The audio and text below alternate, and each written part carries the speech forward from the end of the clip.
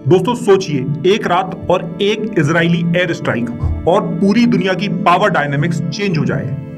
9 सितंबर 2025 Israel के fighter jets Qatar के आसमान में घुसते हैं। टारगेट एक बिल्डिंग जिसमें छुपे थे हमास के top negotiators. Cease fire talks चल रही थी, लेकिन इजरायली मिसाइल्स ने उस बातचीत में खलल डाल दिया।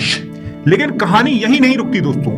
सिर्फ कुछ घंटों बाद दोहा में 40 मुस्लिम देशों के नेता एक इमरजेंसी समिट के लिए इकट्ठा होते हैं। माहौल गर्म था और एक बात बिल्कुल साफ थी, अब और नहीं। ये कोई आम डिप्लोमेटिक रिएक्शन नहीं था दोस्तों, ये एक बोल्ड सिग्नल था कि मुस्लिम दुनिया पहली बार एक साझी मिलिट्री फ्रंट के लिए जेन्युइनली सोचने पर मजबूर हुई। और यहीं से शुरू होती है भारत की चिंता।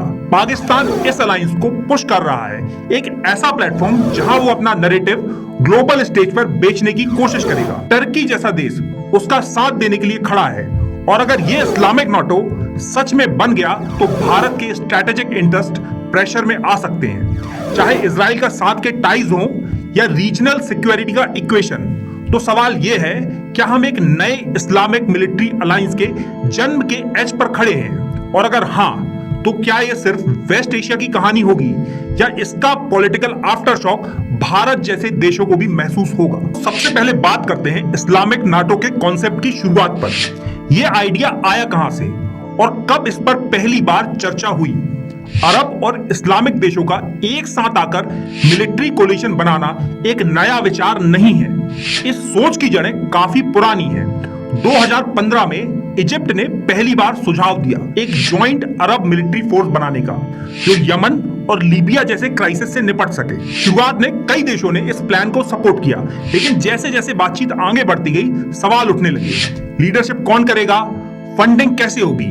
इन्हीं मतभेदों के चलते यह प्लान आगे नहीं बढ़ पाया और धीरे धीरे ठंडा पड़ गया। लेकिन उसी साल सऊदी अरेबिया ने एक और कदम उठाया। उन्होंने 34 मुस्लिम देशों का एक इस्लामिक मिलिट्री अलायंस अनाउंस किया, जिसका प्राइमरी ऑब्जेक्टिव था टेररिज्म से लड़ना। मीडिया ने इसे अनऑफिशियली मुस्लिम नाटो का नाम दिया। इस अलायंस में Egypt, Qatar, UAE, Turkey, Malaysia, Pakistan और कुछ अफ्रीकन नेशंस भी शामिल थे। लेकिन ईरान को इसमें जगह नहीं मिली, जो खुद एक मेजर रीजनल पावर है। इस कोलिशन का डिक्लेयर्ड एम था हॉर्न ऑफ अफ्रीका में एक्सट्रीमिज्म और टेररिज्म के खिलाफ यूनाइटेड एक्शन लेना। और तब की डोनाल्ड ट्रंप लेड सरकार ने इस इनिशिएटिव को ओपनली सपोर्ट किया। यानी इस्लामिक नाटो का कॉन्सेप्ट सिर्फ एक पॉलिटिकल थ्योरी नहीं है दोस्तों, बल्कि एक इवॉल्विंग रियलिटी है, जिसका बेस पहले से तैयार हो चुका है। दोस्तों, अभी हमने देखा कि इस्लामिक नाटो की कॉन्सेप्ट की शुरुआत कब और कैसे हुई। अब चलते हैं वर्तमान की तरफ और सिलसिलेवार तरीके से पूरी टाइमलाइन को समझने की कोशिश करते हैं, ताकि हमें आइडिया मिले कि ये अलायंस किस रुख में आगे बढ़ रही है। 9 सितंबर 2025 को इजरायली एयरफोर्स ने कतर के दोहा शहर के लिकासफिया डिस्ट्रिक्ट में एक एयर स्ट्राइक की। यह हमला उस वक्त हुआ जब हमास के टॉप लीडर्स एक US backed cease fire proposal पर चर्चा कर रहे थे। स्ट्राइक का टारगेट था एक कतरी गवर्नमेंट रेसिडेंशियल कॉम्प्लेक्स, वही जगह जहां मीटिंग चल रही थी। इस अटैक में हमास के कई सदस्य, कतरी सिक्योरिटी फोर्सेस और कुछ सिविलियंस मारे गए या घायल हुए। रिपोर्ट्स के मुताबिक प्राइमरी टारगेट था सीनियर हमास लीडर खलील अल हया, दूसरे थे जाहिर जबरीन, तीसरे थे मोहम्मद इस्माइल दरविश और खलीद मशर। यह घटना सिर्फ एक एयर स्ट्राइक नहीं थी दोस्तों, बल्कि पहली बार इजराइल ने कतर में या फिर किसी जीसीसी मेंबर पर सीधा हमला किया था। टाइमलाइन की दूसरी तारीख है 15 सितंबर 2025। एयर स्ट्राइक के सिर्फ 6 दिन बाद कतर ने तुरंत कदम उठाया। दोहा में एक इमरजेंसी समिट बुलाई गई। यह मीटिंग अरब लीग और ऑर्गेनाइजेशन ऑफ इस्लामिक कोऑपरेशन के लीडर्स के साथ ऑर्गेनाइज की गई। मकसद था इजराइल का हमले का साझा जवाब तय करना और गाजा में प्रपोज्ड सीज फायर पर एक यूनाइटेड स्टैंस लेना। समिट की अध्यक्षता कतर के अमीर शेख तमीम बिन हमद अल थानी ने की और इसमें अरब और मुस्लिम दुनिया के कई प्रमुख नेता शामिल हुए।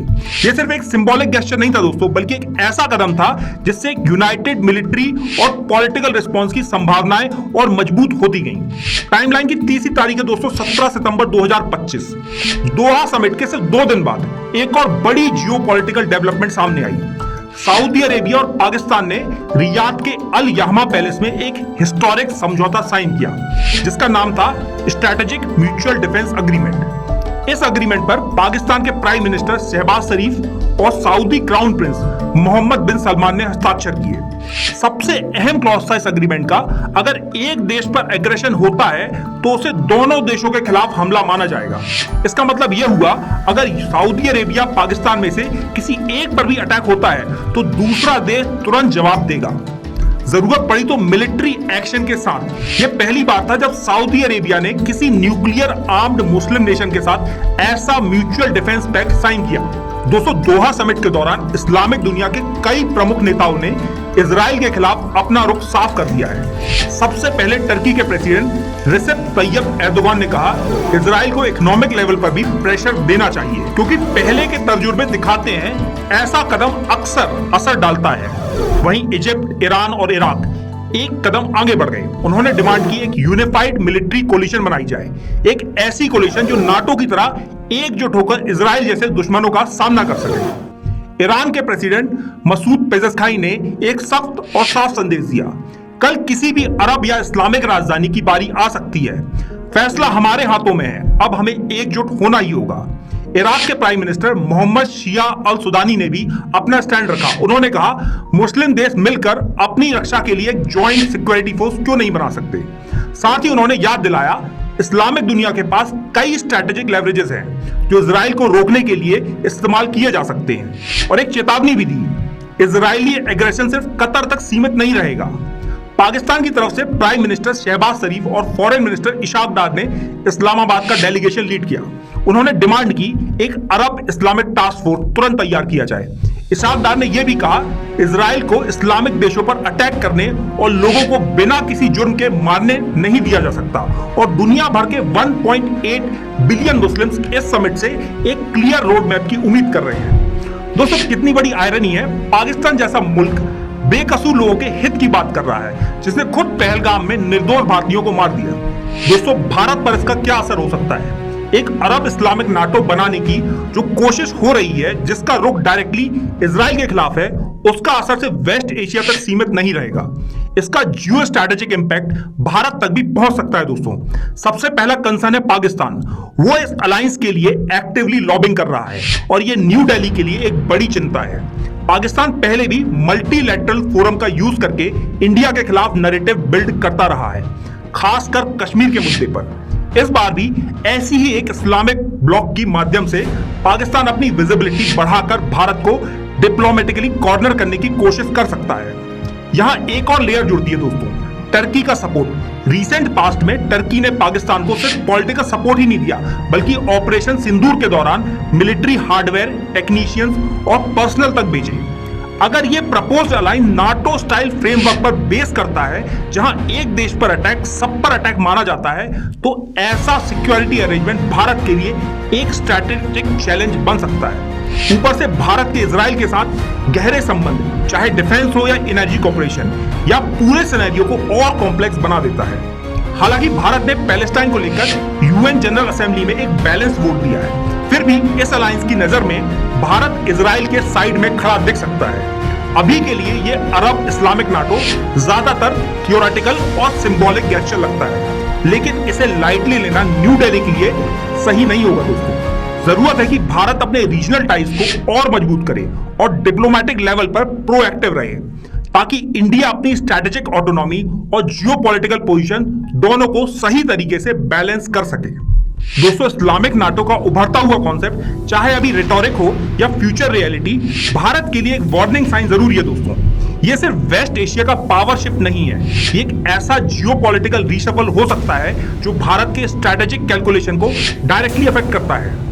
इस बदलते हुए लैंडस्केप में दोस्तों, न्यू दिल्ली को दो चीजों पर तुरंत फोकस करना होगा। पहला, अपने रीजनल और गल्फ पार्टनर के साथ डीपर डिप्लोमेटिक एंगेजमेंट बढ़ाना होगा, ताकि पाकिस्तान जैसा देश किसी भी प्लेटफॉर्म का मिसयूज करके भारत को कॉर्नर ना कर सके।